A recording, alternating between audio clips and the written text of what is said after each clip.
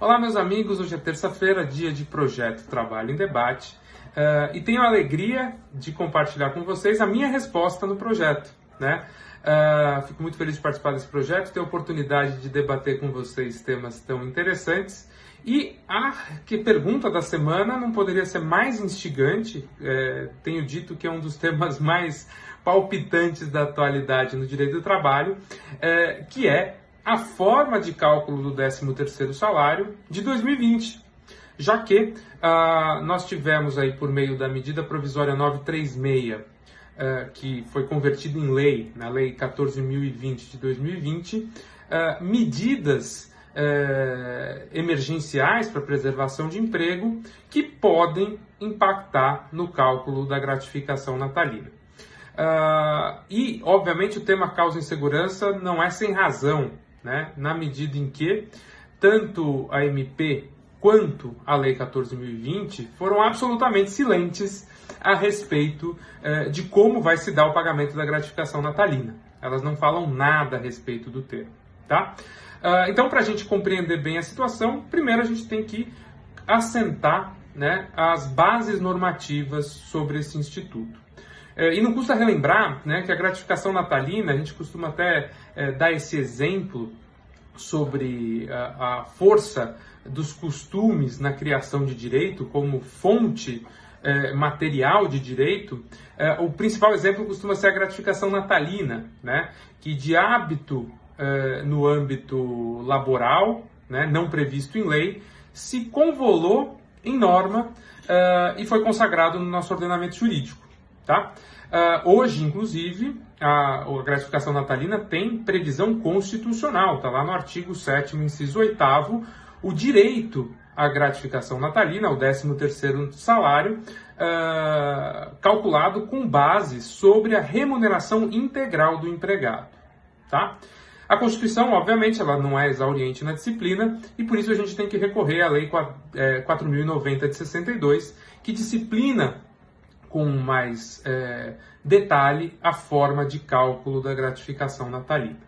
Tá?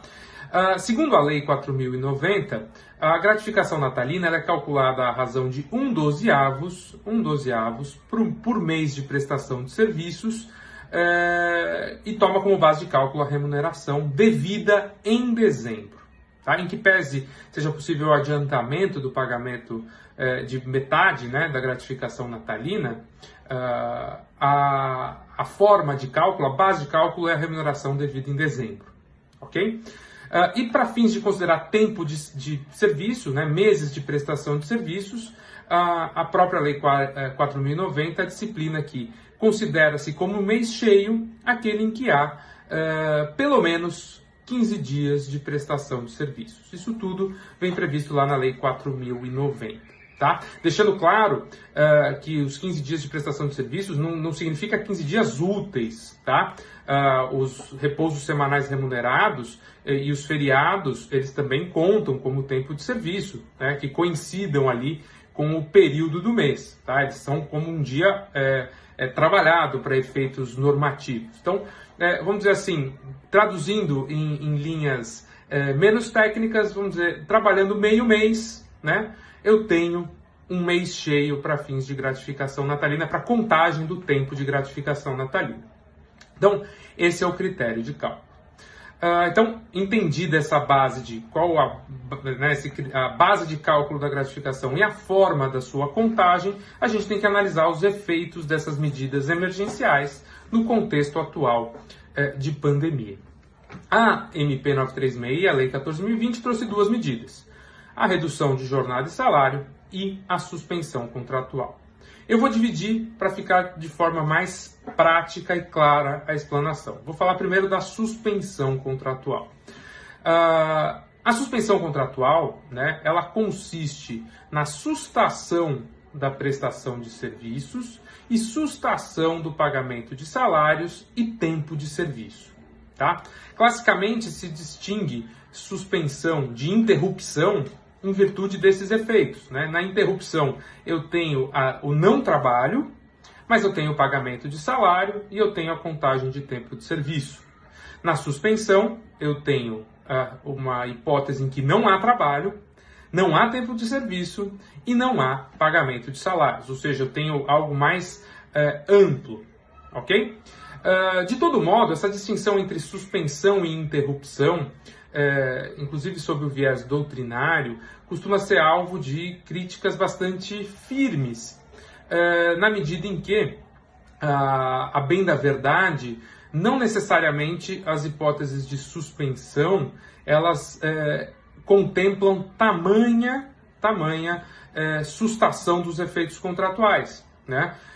Inclusive, parte da doutrina costuma dizer que o ideal não seria se distinguir em duas categorias estanques, né, como interrupção e suspensão, mas sim criar uma categoria geral que é equivalente à sustação, e aí haveria-se, com base na lei, né, graus de sustação desses efeitos contratuais.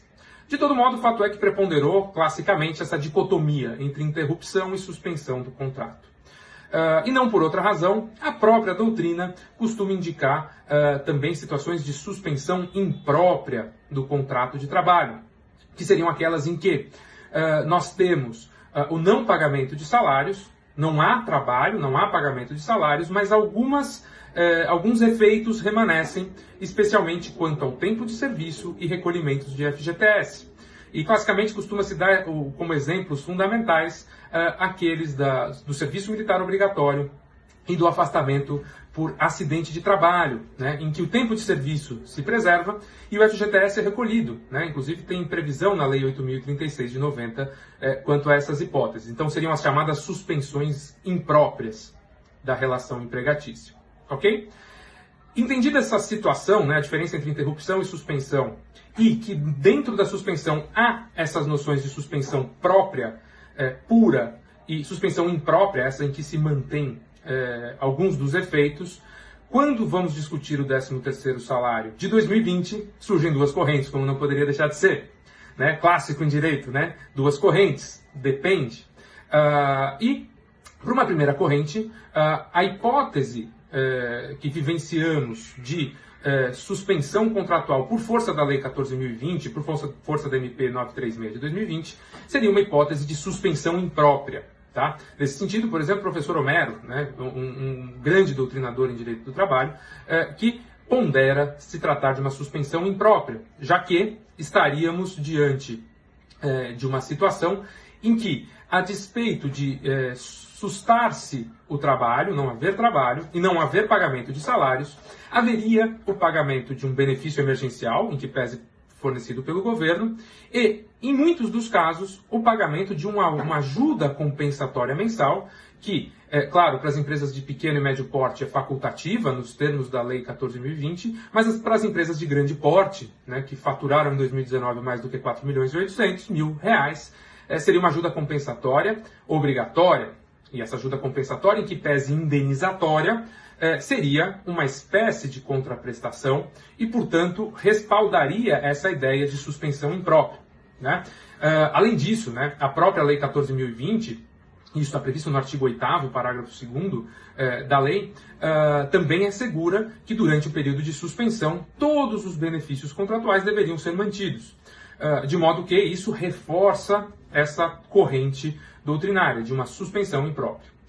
A se concluir que é uma suspensão imprópria, nós teríamos o pagamento da gratificação natalina pela íntegra, porque suspenso ou não o contrato, fato é que todos os meses, mesmo que suspensos do contrato, deveriam entrar na base de cálculo da gratificação natalina. Essa é uma corrente, tá? Pessoalmente, não me filio a essa corrente quanto à suspensão imprópria, e vou explicar o porquê agora quando falo sobre a segunda corrente. Entendo que seria mais adequada a linha propugnada, por exemplo, pelo professor Luciano Martinez, meu amigo, faço questão de citar aqui no vídeo, no sentido de ser uma suspensão própria, pura, tá? Na medida em que a Lei 14.020 de 2020 e a MP 936 não trouxeram nenhuma excepcionalidade. Pela literalidade das leis e pela lacuna legal, nós não temos uma situação em que há efeitos impróprios da suspensão quanto à gratificação natalina. Se assim o quisesse, o legislador o faria, né? E nós estamos num cenário constitucional de reserva legal. Se eu não tenho lei, eu não tenho essa obrigação. Logo, devemos recorrer à regra geral da Lei 4.090, que prevê considerar-se tempo efetivo de prestação de serviços. Logo, a suspensão contratual sendo plena, nós não teremos a contagem dos meses não trabalhados para fins de fixar a quantidade de meses, né, para gratificação natalina, quantos avos de gratificação natalina.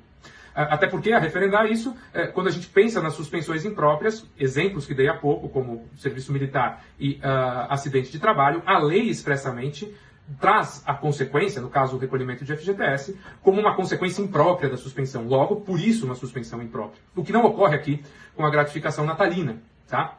E isso vem até corroborado quando a gente percebe que a Lei 14.020 não prevê recolhimentos, por exemplo, de FGTS durante o período de suspensão contratual e prevê mais, né, que a ajuda compensatória, que para a primeira corrente seria o fundamento, um dos principais fundamentos para essa conclusão de suspensão imprópria, ela tem natureza indenizatória e não serve para fins de cálculo e recolhimento de FGTS.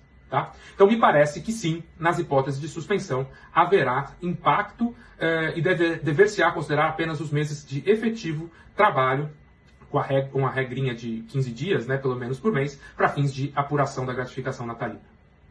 Com relação à redução salarial, me parece que a situação é diversa, porque nas hipóteses de redução de jornada e salário, nós não temos a suspensão do contrato, ele continua ativo, e, portanto, me parece que, no caso de redução de jornada e salário, todos os meses trabalhados devem ser considerados, mesmo que a jornada tenha sido inferior. E deve-se observar como parâmetro de cálculo, como já mencionei, o salário devido em dezembro. A remuneração devida em dezembro. Ok? Alguns podem ponderar, professor, mas em algumas situações há a redução, né, de jornada e salário, de modo que o trabalhador trabalha apenas alguns dias, né, no mês, alguns dias na semana, e por isso ele não completa os 15 dias de trabalho mês. Em que pese seja possível essa hipótese, ilícita, já que não há óbice que se faça redução nesses moldes, me parece que não é possível se concluir nesse sentido, já que o ordinário, né, seria a redução de jornada e salário com base em redução de carga horária por dia.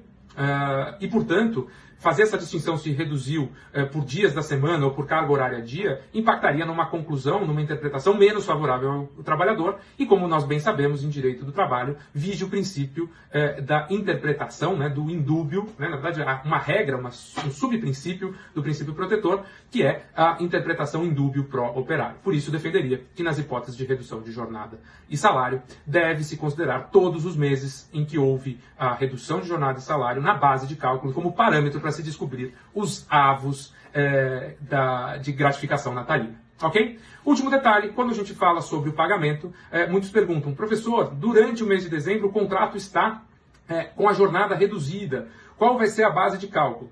Surgem aqui três correntes interpretativas. Uma, que considera o salário efetivamente devido em dezembro, a remuneração efetivamente devida em dezembro, com base na literalidade da Lei 4.090, caminho interpretativo possível.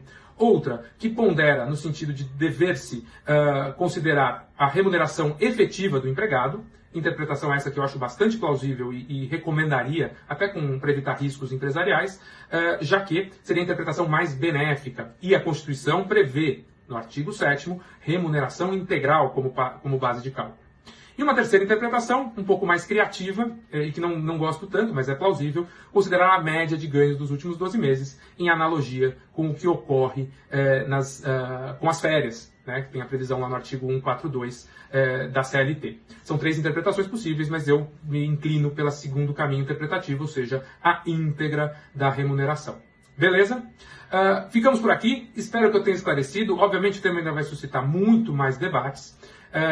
Acompanhe meu perfil no Instagram. Esse tema e vários outros eu já debati nos cursos sobre Covid-19 e relações de trabalho. Provavelmente eu farei uma terceira turma ano que vem, em 2021. E claro, é tema que sempre surge nos cursos de sentença que eu aplico pela Promagens Concursos e no curso de discursivas. Espero vocês nas nossas turmas. Grande abraço e sucesso a todos.